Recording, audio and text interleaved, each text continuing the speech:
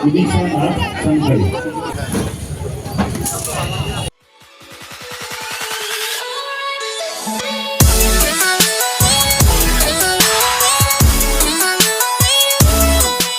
Hello guys welcome back to my another vlog. आशा करूँ সকলো ভালেই আছে। পোনপ্ৰথমে সকলোকে দুৰ্গা পূজাৰ আন্তৰিক শুভেচ্ছা জনালোঁ। আজি যিহেতু অষ্টমী আৰু নৱমী মানে এইবাৰ একেলগে যিহেতু পৰিছে আৰু সেই হেতুকে আজি আমি যাম পূজা চাবলৈ। আৰু আপোনালোকে ক'ত ক'ত চালে এটা কমেণ্ট কৰি জনাবলৈ নাপাহৰিব। আৰু আজি মই সোনকালে সাৰ পালোঁ, মানে ৰাতি ভালদৰে টোপনি নাহিলে মোৰ, চ' ৰাতিপুৱাও সোনকালে সেনেকৈ সাৰ পাই গ'লোঁ। ৰাতিপুৱা সদায় দেৰি দেৰিকৈ উঠোঁ যিহেতু, চ' ছানৰাইজ দেখাৰ সৌভাগ্যকণ হোৱাই নাছিলে, কিন্তু আজি ফাইনেলি ছানৰাইজ দেখিবলৈ পালোঁ।